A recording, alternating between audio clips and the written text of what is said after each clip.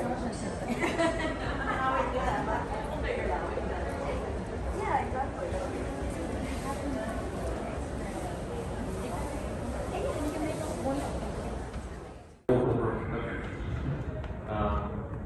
try to sort of run this since we're all vaccinated. So instant audience can go a little more loosey-goosey with this one. We'll have talk about digital from the production and publishing creative side. I can talk about it from the consumer collector side. Okay, well, I'm Bill Holbrook, and I do the comic strip Kevin and Kel, which debuted 26 years ago yesterday. Wow. I've been doing that for 26 years, and it is a daily comic, and I've never missed an upload. It's been daily, so I think that makes it the longest running webcomic still going. I think I've outlasted everyone who came before me. Well, I'm Troy Fason, and first of all, it's just exciting to be back at DragonCon. I mean, we're back. You know, I really missed it when we were not there, you know. But yeah, I have 7 graphic novels published through Kindle Publishing, and I do some paperback, but I focus primarily on digital, and there's so much you can do with that, so I'm looking forward to talking about it, and there we go. Yeah. Yeah, so I've been a digital. I've slowly started moving over just for space reasons. Was my big push of why go digital. Yeah. Don't have room. I've been collecting comics since almost 30 years now, off and on. So literally a file cabinet the size of this table, just full of books, and I was like, I just can't. Yeah. So I've switched to.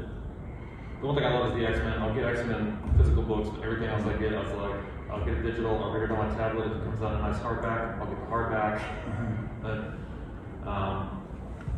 so it's been nice. I've tried a lot of the bigger services, Marvel Unlimited, DC Universe, Comixology Unlimited. I think Image sold stuff directly from their site for a while. I've done that. I just had a Samsung tablet. It's the most convenient thing. I've been catching up on runs and not having to carry a stack of books 8 inches high for a road trip. I was like, I'm just sitting back, next issue, something, hotspot phone. So that's been great. For both of you, just from the getting it into people's hands side of things, what have you seen that digital has done for you that traditional publishing couldn't? Well, the one thing that I realized when I started Kevin and Kel was the ability to do longer and more involved stories than I've been able to do in my newspaper work. I've only been doing a comic strip called On the Fast Track that's syndicated by King Features, but with a daily comic strip, the reader only has that day's story in front of them. The previous newspapers are in the trash or in the recycling. But with a webcomic, I realized you have an archive. And with the readers being able to access that archive, you can tell a whole story that goes on for a year or two, and they can have it right at their fingertips. So I said, this is a game changer. So I created Kevin and Kel to take advantage of that I could have a story that goes on for many years and no one will get lost. That's something that newspaper comics could never do. Even the story scripts, which moved at a glacial pace, still were limited in how complicated the story could be, because they were going to have to repeat in the first panel everything that had happened the week before. So things moved very slowly. Here I could tell a long, complicated story, and it worked because it was all there. This was a revelation, and I've tried to take advantage of it in all of the strips that I do, and another strip that I do called Safe Havens, which is now exclusively online. The characters just completed a 3-year voyage to Mars.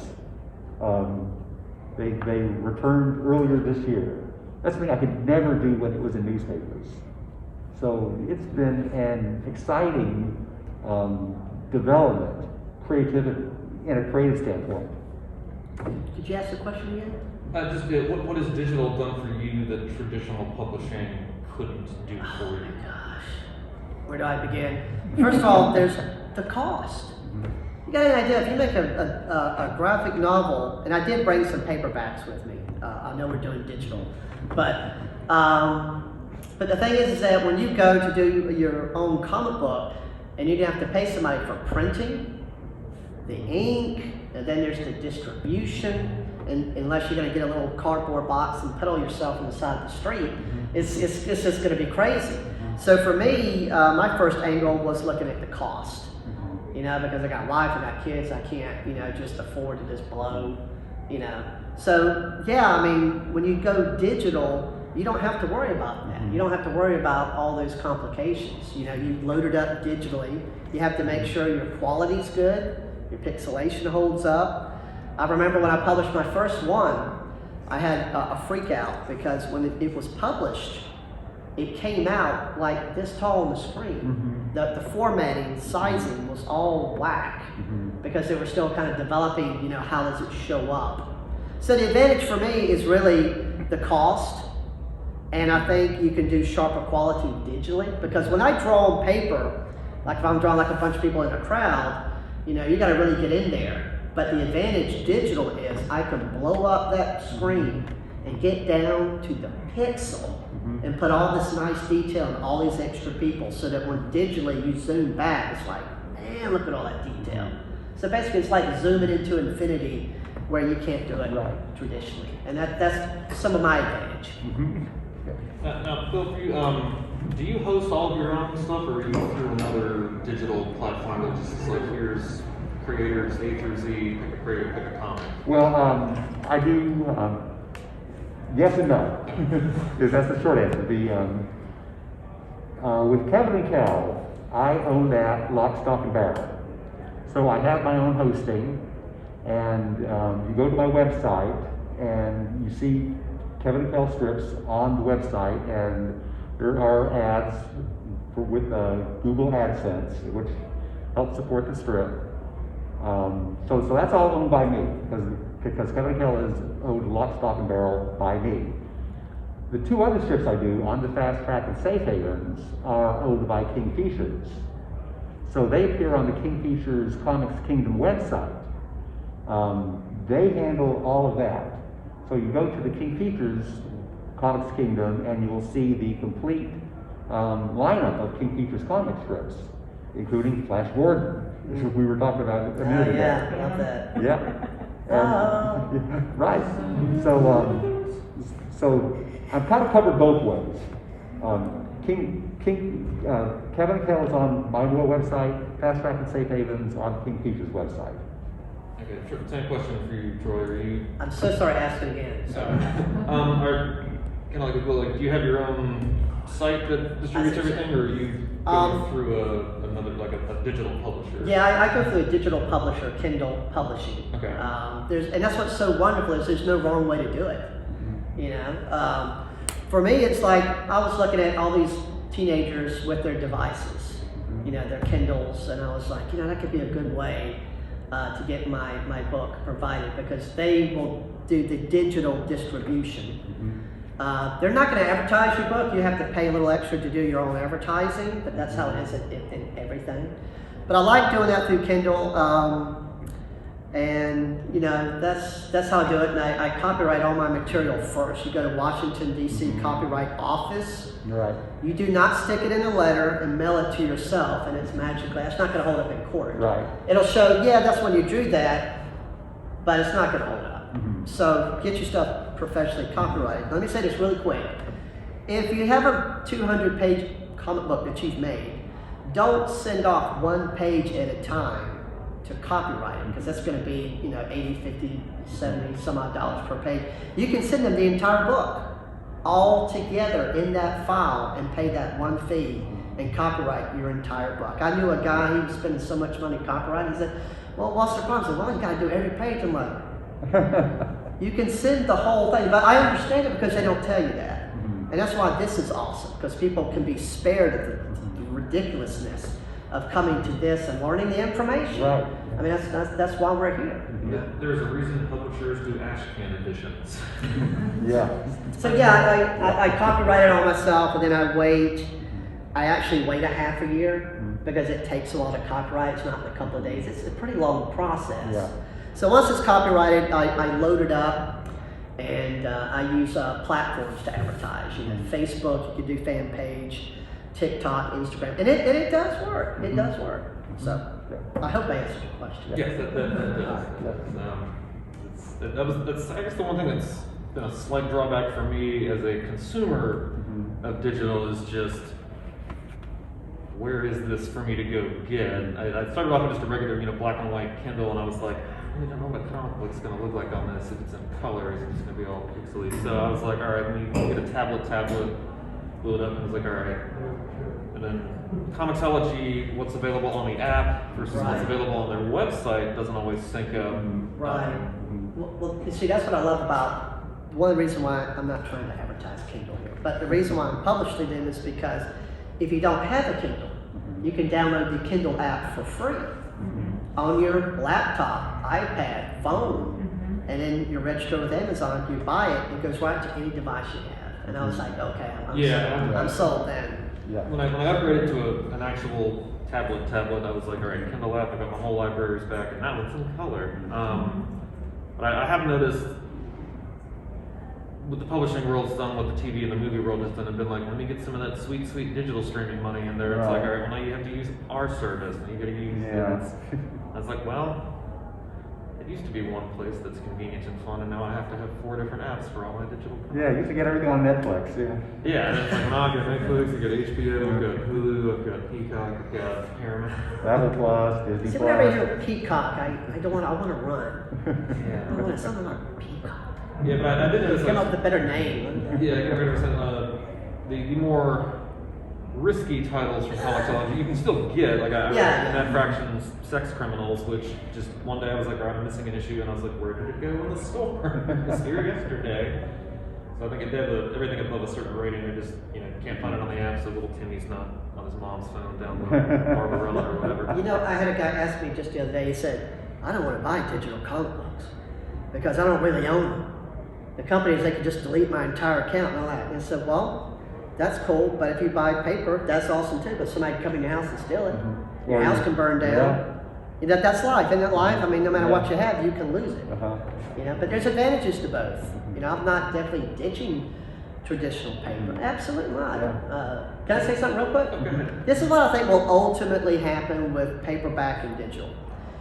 You'll buy your paperback, and when people buy paperback, like people buy something, what do they want? They want no creases.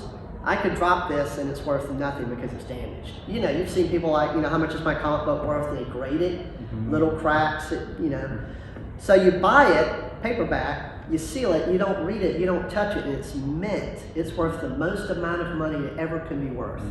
But then you have the digital of the same book, and that's what you read. And then that way you protect your paperback. I think that's how it's ultimately going to come down to. That way it respects both sides of the table.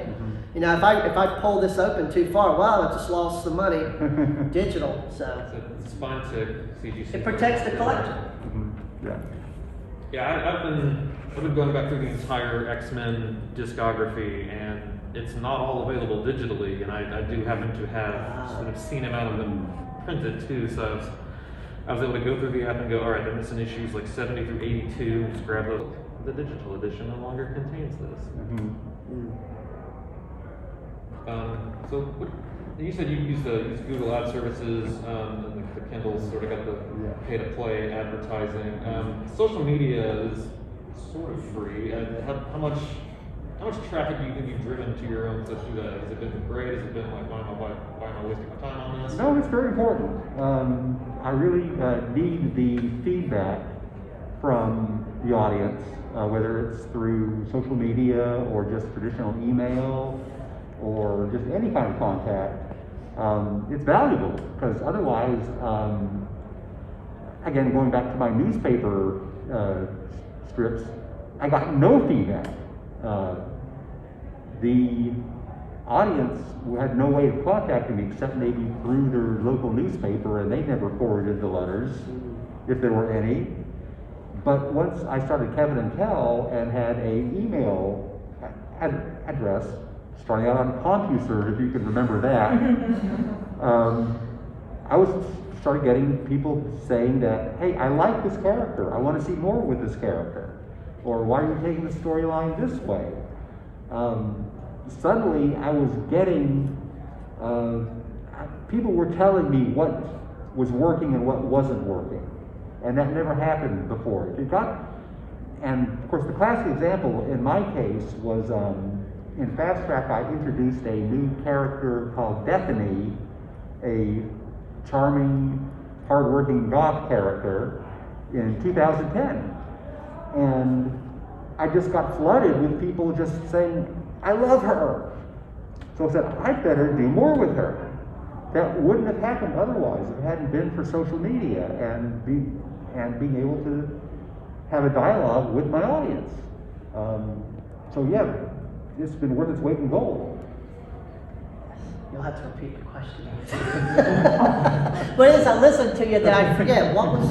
The digital advertising, like how, has that been like a huge boon for you, or? Oh, you mean like advertising digitally? Yeah, like here's an extra $5 Amazon, put this on the front page sort of thing. It does make a difference, but I've found actually your digital platforms are better than actually spending money to advertise, because technically, let's say, okay, I'm going to put $100 into this Amazon advertisement, and then if someone clicks on it, it takes a little bit of that money away.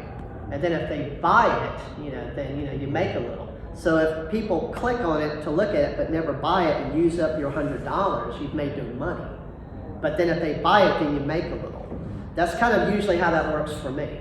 So it's kind of like, it's weird digital doing that because you don't meet anybody. It's not like you go to the office and say, hey Jim, how's it going? Doing great. Well, here's a couple of $100 or $1,000 to put in advertisement. You're doing it digitally. It is a little weird. It's like you click these buttons and you do, and I don't want to really take my, bank account information and really be putting it out there too much through doing that. So for me, I think having a Facebook, Instagram, whatever, TikTok, really, I think does more than actually spending money in advertising, because it's just how people are now. Because advertising really is the exposure of a product. And these platforms, they actually do that. So I think the platforms are better than actually spending your money, from my experience.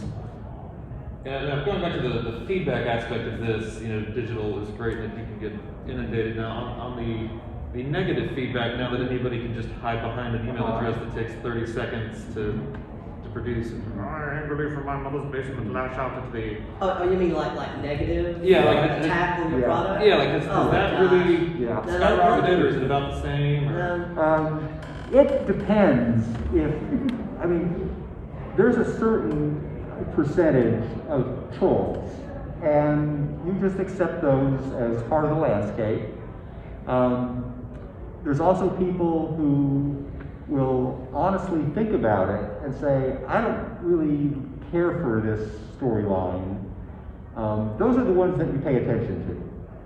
But the guys who just say, I just brush them off. Well, it's funny, on the Kingdom website, the other people will defend that. Yeah. Of your strip. Right. Like David the Bad Hombre and all that, they'll jump in and go, no, you didn't see this backstory and blah, blah, blah, check this and you'll understand what's going on. Yeah, that's the Kevin and Kel comment section. Mm-hmm. That happens all the time. I love the comment section. Yeah. it's depicted kind of a life of its own with its own regular characters. Yeah, I would say I love it, because sometimes when people attack your artwork, it draws attention. Sometimes there's no such thing as bad publicity. Sometimes, and it is sad because the human condition, we're really kind of messed up as a species, because somewhere deep inside of us, we kind of want to just say something stupid once in a while, and that'll happen with your product. So if someone says something really ugly about it, my first reaction always is to rise up and protect my work and say something. But that's what feeds the conflict. So I just let people say what they're going to say, and I've had people say the worst things possible sometimes, and the numbers would just fly. So people are like, oh, I gotta read what this crazy guy's saying about this other guy. Now, there's a lot of painters became famous because other people said their work was terrible. And then it got people going, oh, well, let me go look at it. Yeah. So sometimes you want it. I've known people deliberately create certain things to have people do it. I've never done that. No. But I would rather have positive reactions. But one I want to say really quick that just almost sent me through my roof. My wife, oh Lord, she was watching me freaking out. Okay, I published one of these books here, Unusual. And this lady had contacted me, because I have it set up to where if you buy one of my books digitally, you can give a free copy to a friend. And that's pretty cool. So her free copy that this lady gave to her friend was this lady. And she had it on this little tiny little device, black and white. And she went on and on. She went on to the page where people buy my book and read the reviews. Went on the review now and said, I can't read this book. I don't understand. And I'm sitting there going, what are you doing? And you know, you don't read the book on, you know, a little watch phone or something. Yeah. You know, you read it to where you can see the words. So I contacted the publisher and I said, hey, you know, what can we do? Because it's not my book that this person was trashing. It was the technology at that time. It was very early on. You remember the early on digital? It was like, even Marvel was having problems with people being able to read it. It was in that arena. So I contacted them and said, hey, this is a digital technology issue, not the quality of the story or the art. So they said, well, the best we can do is not take it off because that's kind of a rule, but we can scoot it down to the bottom. So now when people go to read reviews, they read a lot of good ones, but they keep going. So as a creator and as an author, you have to roll with the punches. And you're gonna have that. And you know what? You're gonna have that in regular life no matter what you do. I mean, you know, you make the front of your house look real nice and pretty, it's gonna be some person. You know? So it's a part of reality, but I will say that Kendall's been very nice with me about responding quickly and taking that negative and pushing it down. But they can't believe it. So. Right. And going back to what you had said earlier, Troy, about being able to just blow up and get, you know, really deep into That's the game changer for me. That's something. Have you ever found yourself, and it's kind of going, I was at Carl Potts' sort of storytelling panel the other day, and he was talking about backgrounds and like, you know, on a pencil, just give what you can, it's background, it's never going to be this big. Have you ever found yourself getting lost in the weeds of you zoomed in so far, and then when you zoom back out, you're like, oh, that was this little corner thing right here. Oh, absolutely. See, I did one of my books traditional, and I would scan it and then convert it to color and then publish it. But I was drawing it by hand, but digitally scanning it. Now I do it all digital. But when I first started doing it, I was like, I don't know, man. Because when you have a sheet of paper and you're drawing, you see the edge. You know where you are. But when you zoom into something, you're in outer space. So what I started doing, I said, I gotta figure this out. I will put a little mark on the thing zoomed out where I want to draw in that guy. And then I zoom in and I know where that guy is, then I start working. And I blot out my squares. And the squares are really nice because that shows you where everything happens. And so that's how I do it. But yeah, you can zoom in and get kind of lost. You can say. So when I'm doing my work on my scripts and in the Photoshop section of it where I'm cleaning it up and doing details, I have to limit myself to how close I get in, because once I get down to like 300% resolution image, I'm just doing little things that no one is going to see. So I have to kind of push outward to not get so detailed with work that no one is going to view. Or they're not even going to care. Yeah, this is my OCD coming out. You want to fill in that little spot between these two pixels, yeah. Well, Exactly. I have a little fun story. Go ahead, I'll wait till you done. No, that's it. A fun story about that. I had one of my books, I finished it, and I was like, you know, I'm going to go in and do all these extra glares, reflections, which I do that, but I went ridiculously over the top. And I worked for months and months on it. and I went over to a friend's house. I said, I want you to glaze through this and look at this. And you know, I spent like a couple weeks on one panel, and I'm talking about like going really crazy with detail. And he looked at it and he said, oh. I'm going, what are you doing? You're not stopping and looking at it. And then I realized that, you know, I don't have to go that crazy. I don't have to. I like to add a little extra, but I don't I mean, I don't have like the reflection of the guy inside of his eyeball when he's far away. I mean, Counting stitches in every single baseball cap and every background crowd member. But I had an old friend who did matte paintings on canvas. And he taught me an important lesson that digitally helped me later. Completely technology is, you know, when you're painting this mountain and it's real far away, you don't have to put extreme detail because it's real far away. You know what I'm saying? And I've always remembered that from my art teacher from Canvas when I started going digital. I said, you know, he's right. You know, so you kind of balance it out. Right. You know, I know some artists do make sort of that aftermarket original artwork cash cow for some people. How is digital? Do either of you do that? And if you do, like, how is digital affected? Like, how much pen and paper am I going to produce to try to sell later? Or you're just going to go, this was all digital, I'll print you something, $20, have a nice day. Well, I still do pen and ink on paper. I will scan it into Photoshop and do the final work on it. But yeah, everything that I do, I'm still doing pen and paper before it gets to digital and digital distribution. But what that does, it allows me to offer my original art as premiums for my patrons.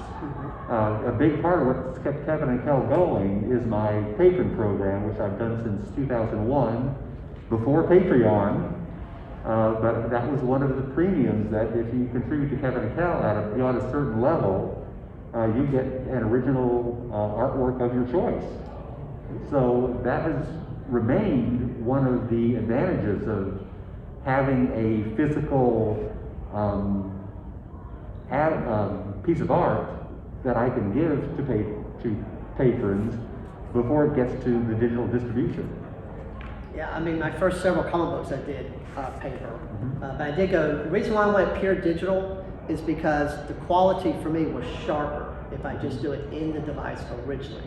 But it was crazy learning it. But once I got figured it out, I actually loved it because it was a quicker process for me. I didn't have to scan it. It was already, because what I do is I take like an iPad and I draw on the iPad with my stylus, just like you would a pencil. I've seen some artists still digitally draw by clicking buttons and you see that little thing move. I was like, I want it to be as close as like paper as possible. Yeah, I mean like draw right on the screen, just like a real sheet of paper. And so that's how I do it because it's just quicker for me. I think the quality is a little bit sharper for me. You know, just how I do it. But yeah, it's a learning curve. It is. And how steep was that learning curve?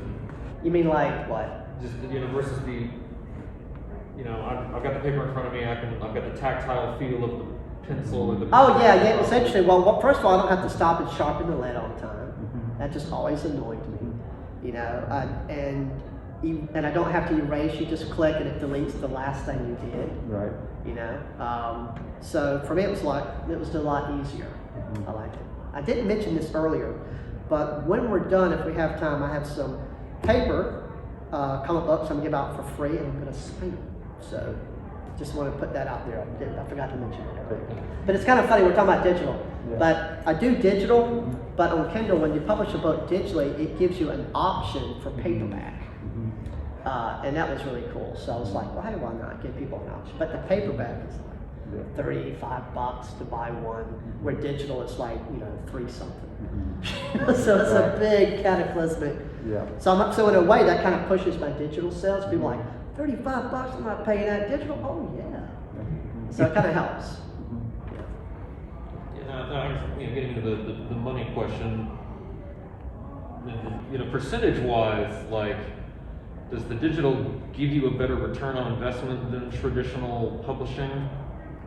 I'm not sure. I've never calculated which revenue stream is more. I've never really been interested in calculating my own, in dividing my income in that way, so I really can't answer that. Yeah, that's never occurred to me. Yeah, with me, with Kindle Publishing, the way that works is they sell a book that's paperback. They're paying for the printing, and they're paying for distribution. But they're the world's largest retailer, basically. It's Amazon. So what they do is they basically, the royalty that I would have normally made, they cut it in half. So that means I make more money off the digital because they're not spending more money. Because once they put it in the store, they're not spending any money on it. But the minute they get an order for printing, boy, they got to get the thing going. I've always wanted to see them do it. Hey, John, we got an order in for this paperback comic book. It's going to Australia. We got 5 in London. Start getting them printed. I'd just like to sit there and watch them print it. You know, that would just be fun. We're digital. It's like, they don't even probably know. You know, that, 100 people just bought my book. They'll be like, we didn't even know what happened. But then I'll get a royalty check at the end of the month when it gets so big. But you do this more for the love than the money at the end of the day. Because you can have all the money in the world, but if you don't love what you're doing. Right. Yeah. That's what it is. Yep. Yeah, I had a friend that worked at a printing press, and they didn't do comedy, they did advertising, but it was the traditional with the plates and everything. He was just like, it's loud, everything is heavy, and smells terrible. Just love to watch He's like, but if you ever want a life-size cardboard cutout of yourself, I can hook you up. Anybody out in the audience have any questions? I saw Paul Jenkins did a session on NFTs the other day, and I was wondering if, since you guys are into digital comics, do you have any thoughts on NFTs yet in comics? That came out kind of in the mass awareness back in April. So I looked at it and thought, this is interesting. I'm not sure I want to jump in yet. I want to see if it's going to be a flash in the pan or not. Basically, what I could probably do is offer one of a special Kevin and Kel drawing, not one of the comic strips, but something that, as the rules say, that only exists as pixels.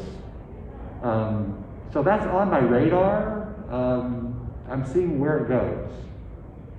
Yeah, I know things change so fast, and me personally, I've been burned so bad working with other artists, other companies. Gosh, back in I think 1990 or something, worked for a fantastic company, made a mistake and signed a contract for 20 years, and then Phillips and Magnavox, they were working with people working on He-Man and Pee-wee's Playhouse. Well, they decided just to cut out the company I was with, so lost my job, and then I couldn't do art for nobody for 20 years. Wow. 20 years I was in prison. I was mad. But I said to myself, okay, when I get out of this 20-year window, I'm going to make my books, and ain't nobody going to be telling me what to do. Because I was there working with all these fun, great people. Sky's the limit, Peter Grayball's coming in, wanting to do a documentary with us, and Disney's opening doors, and then you just get asked to the office. Well, we gotta let all y'all go, all of you, and we're gonna hold you to your contracts because people saw us as a threat. We were a new artist, other artists coming in, so yeah, let's just kind of, So when the 20 years was over, I said I'm gonna make my own comic books. I'm gonna do it myself, and that's why I'm so independent. Because I've been burnt. Yeah. So I'm never gonna go there. Yeah, Were they paid for that 20 years? No, you're under a contract. You cannot do artwork for nobody. But see, it wasn't necessarily mean because they're like, we're a new company. We want to make sure you don't leave us halfway through being famous, and that can happen. But then the company went. But when the company went under, you would think they would be nice and cut you loose, but no, they held me to that contract, and I couldn't even draw on the street corners. There was the story of when Lynn Johnston was signed by Andrews and McBeal to do For Better or For Worse in the late 70s. She had to sign a 20-year contract. Of course, the strip was a huge hit. But it was eventually ruled in court that violated the laws of certain states, which says you can't have contracts beyond a certain number of years. This was, I think, back in the 90s when Right, that's about my came out. mind, I'm in Never Florida. started reading it. I think you would have won in the court. Yeah. And I mean, why would you? Well, go here's to the thing, court? if I'd won in court, they told me I'd be blacklisted and I would still never get a job. But I mean, why would you even be in court if the organization was gone? I mean, they're not trying to enforce it, but who can afford to sue you if they don't have a company? Well, I mean, even though they went under, Philip still, I'm saying one of the owners, Yeah. they were still alive. Mhm. And the idea of what that company was doing was compact interactive laserdisc art, which was revolutionary. It was gonna change everything. And they liked that, so they wanted to cap it and not allow these people to do other things because they could like recreate that technology. So I was in that bubble. So every time I see somebody use MapQuest, I was there. When I see every time, the digital comic book industry, I was there. I was there, part of that. But then I got canned for 20 years, and they had to can everybody to protect the idea of the technology so that they could do it with their own people. So it's a nasty complication. Yeah. But hey, I'm free now. I mean, Yeah. I'm making my books. I'm going forward. I'm here at DragonCon. I'm a survivor. Yeah. So Oh, the upshot was that Lynn Johnston eventually got control of her own strip. that's fantastic. I will say I never did my own original stuff on the job on my lunch breaks because they encouraged that. So they could get other ideas because they would own it if you drew it inside that studio. So I would go home and do my work. Right. And if I hadn't have done that, I wouldn't be here. Yeah. I was the only guy that did that. So how many people were in the position you were in? I was a special effects animator. I have Ray Bornstein who worked on He-Man. We had the guy did all the Muppets for Pee-wee's Playhouse. We had artists coming in, and it was wild. It was explosive. It was exciting. And then when that just happened like that, we realized we were really an experiment to see if this was ready. Are the people ready? But at that time, nobody wanted to buy really computers. I mean, you think of it now, it's incredible. But these guys, they would have a room this big, full of computers, mapping the entire planet for the mapping system that we have today. And I was in there looking at that stuff, Wow. and they were like, one day, one day, Troy, this is 1990, one day people will have these things that are portable. We need artists to do all this stuff and all, but things happen. There's a lot of horror stories out there. Wow, yeah. But you know what? I didn't get bitter at any of these people. I didn't, because I don't believe I don't believe in doing that, because that doesn't help nobody. I just like, hey, I'll set it out, get married, have kids, go to the beach. But I worked on my comic books during that time, knowing for 20 years I can't do nothing with it. But it takes 2 years for me to make one of these anyway. So Right. I just sat on it. But it would make me mad sometimes. I'd be like, Yeah. this just ain't freaking right. Did But you, yeah. did you have any temptation to assume an alias? Yeah. I had some friends that did it, and their make-believe names got famous, but they didn't. Oh, okay. And then when certain things came in the copyright arena, they would want to use their real name to copyright it, but if they created this fictional name that the media used, it could get kind of complicated and messy. So I was like, I'll make my books in a cave next to a little candle until I can, So and that's why I was excited when the digital came around, because that was my savior right there was digital. Because when that happened in the 90s, I couldn't foresee, digital comic books. I was still thinking, I'm gonna have to do this paper. So when digital came around, that allowed me to have my own revenge. And you have this great catalog already ready. Yes. Yeah. And I jumped on it. Jumped on it. And for the collector, they're not having to worry about I gotta drive across town and root through a whole bunch of boxes to see if I can find a dingy, beat up. Well, what's so crazy with the technology? I mean, you can now have a digital comic book and autograph it. And it's sealed digitally on that thing. So it's wild what's happening.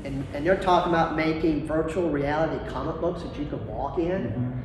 You know, and to change the page, you just walk across a line and you're in the scene. You can walk around. You can walk around the characters, open up a cabinet and find a secret, you know. So the virtual comic book world is going to explode in the next 3 years. It's going to be like just. But let me say this really quick. We've seen them. I know you've been tempted. Let me check time. I know you've been probably tempted like I have, where a company will contact you and say, "We want to take your comic book. Okay? We want to take your comic book to the next level." And they want to do kind of that semi-animation thing. I hate that stuff. Yeah. It's like there's a guy who's going. Yeah. It's like move. Yeah. To me, it's like animation. Uh-huh. Because what happens is it kind of becomes limited animation, Yeah. doesn't it? Yeah. It's like a really bad limited animation. Yeah. But I did it. I think at first I think it kind of had some potential. You know, like if I wanted really billowing smoke, I could see that. But I'm not going to do that. Yeah. I mean, have you the thought guy that? sort of slides in from the side and then one static planet. It Yeah. reminds me of Poochie from The Simpsons. My planet needs me. Yeah. Yeah, it's like no, it doesn't really. Yeah. What I do is every month I create, using Adobe's character animator software, Oh, that's cool.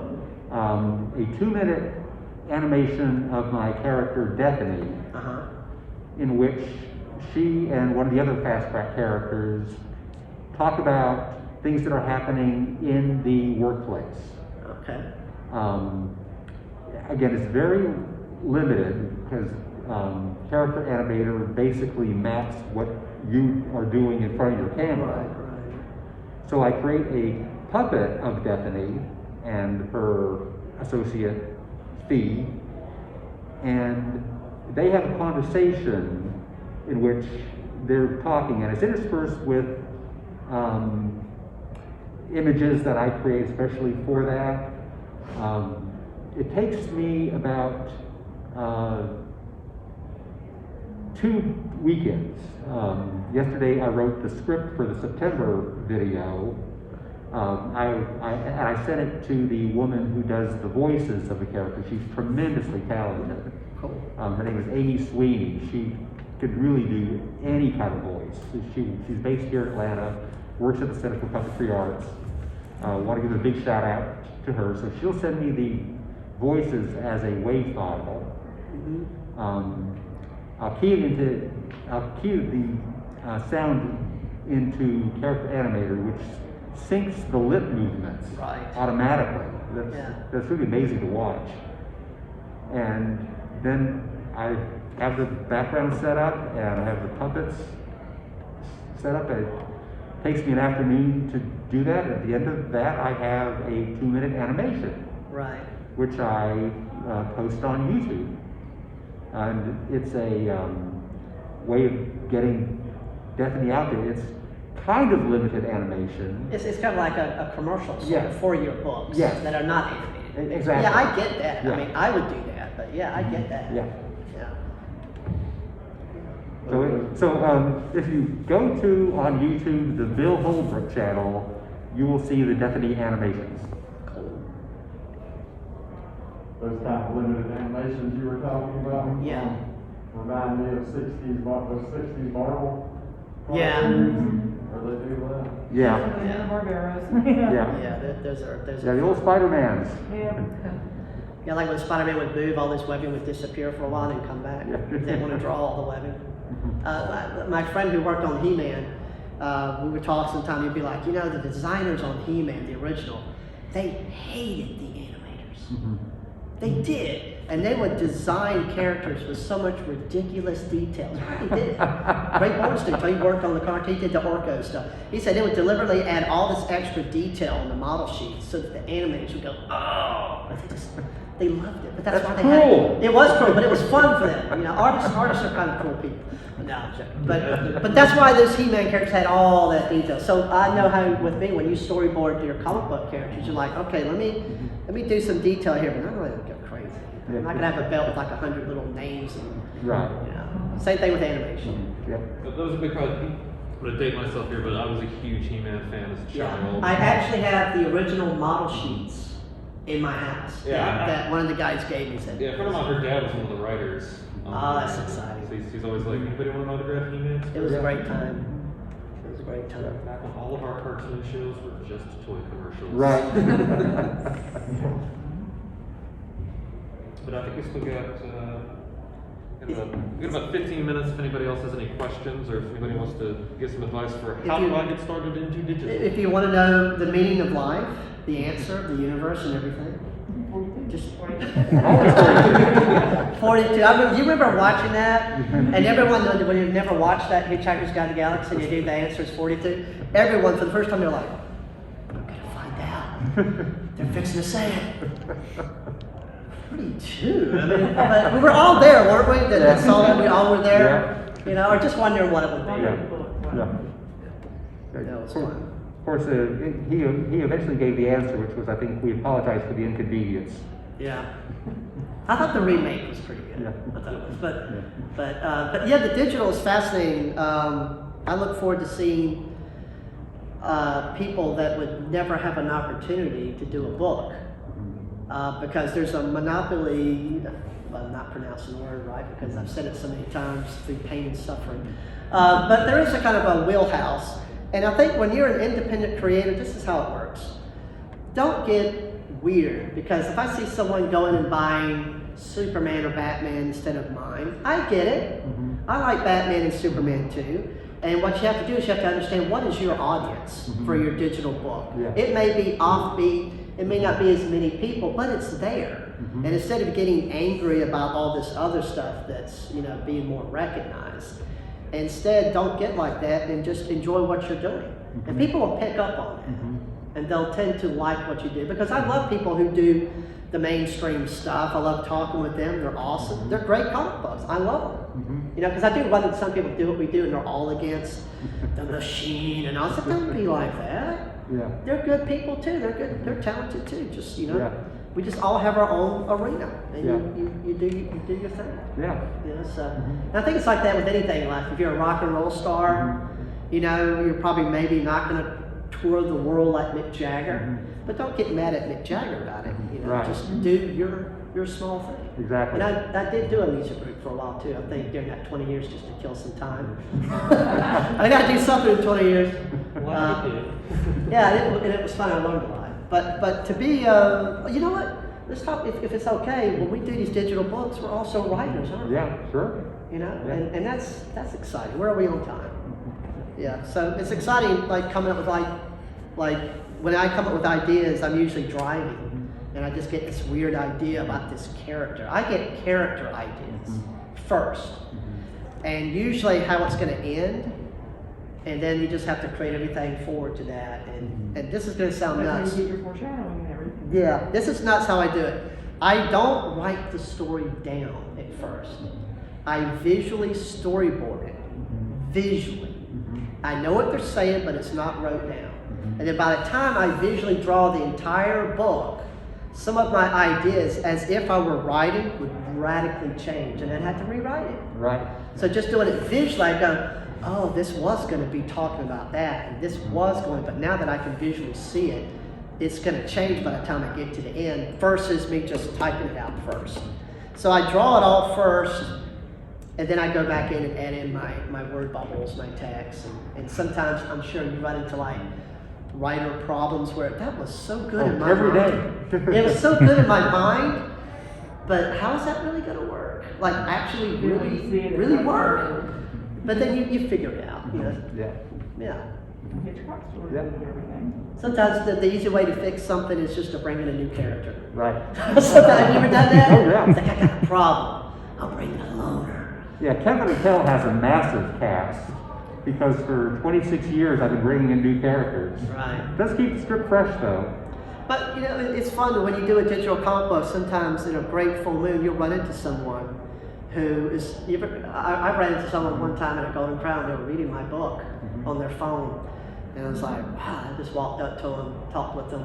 You know, he figured out who it was, but it was fun. But now when you do publish your digital comic book, when you're doing the artwork and the reading, you gotta think about this.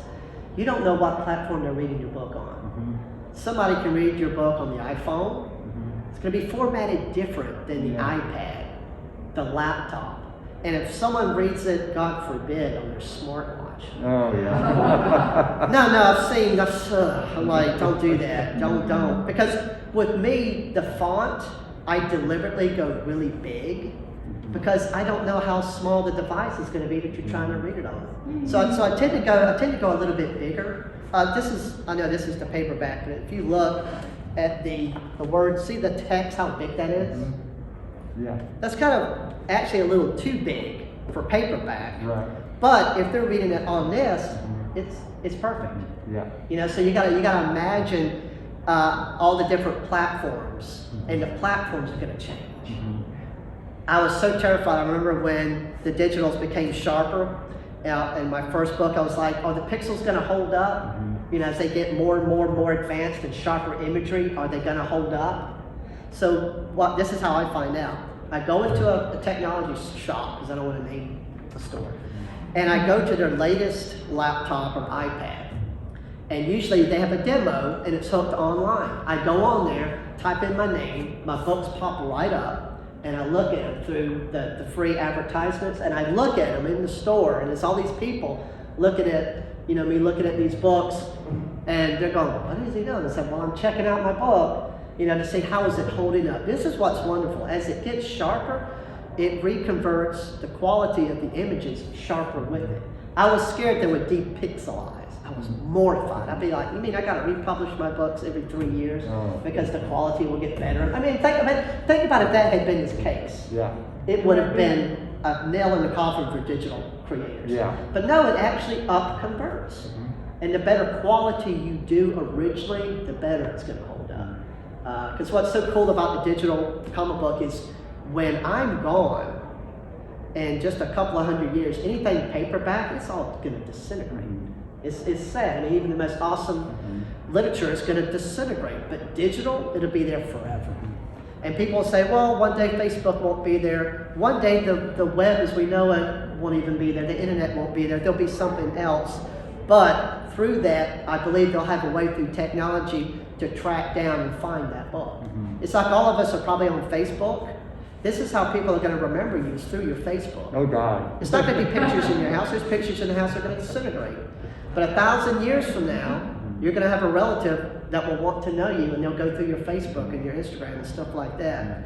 And through that digital piratey, finding the old technology of the iPhone, which will, my kids are going to laugh at this thing. And Oh, yeah. "You had an iPhone?" Guaranteed. You know, we think this is so advanced. Yeah. It's a joke. But One last question. that it will become. I know this is. I was reading somewhere a guy was talking to his kids about music and how they were like, "Oh, these bands from your days are all lame, blah blah blah blah blah blah." And he's like, "Well, you have access digitally to everything ever, and you have zero frame of reference for why, say, the Beatles were such a groundbreaking band in the 1960s, because you've been listening to music from like the 1950s all the way through, and you can just get it all without realizing, you know, 90% of the bands that you're comparing them to didn't exist as their contemporaries." So have you ever run into anything like that in digital? People are like, "Well, this just kind of looks like you could be doing that." You're like, "Yeah, but I made this back in this day when Oh, I this see is what what you're everything saying. looks It's like." not current. Yeah. Yeah. Yeah, well, yeah, I mean, my archives do go back to 1995. So you go back and look at them, and you will see a lot of gags that deal with technology that doesn't exist anymore. People will, the characters will be talking about a 2,400 baud modem. Pagers. Yeah, pager, yes. I mean, it's interesting in that they're kind of an artifact of that years, because I was doing, as a webcomic, a lot of tech material and humor and referencing specific tech issues of the day. So in addition to being a story of the characters, it's the story of technology as it has developed over the last couple of decades. Yeah, I know with me, if I do a book, it might take place on another planet with aliens and stuff, so that's always going to be. But if I do a character, got one like Forever Man, kind of takes place in our time period, I actually deliberately stay away from technology because I know it's changing. Because back in the 90s, I saw them creating all this new technology that's, And I just saw it always changing even back then. So I'm just going to stay away. But if I do sci-fi, you know, I try to really think beyond. You know, I don't want to have like a holographic.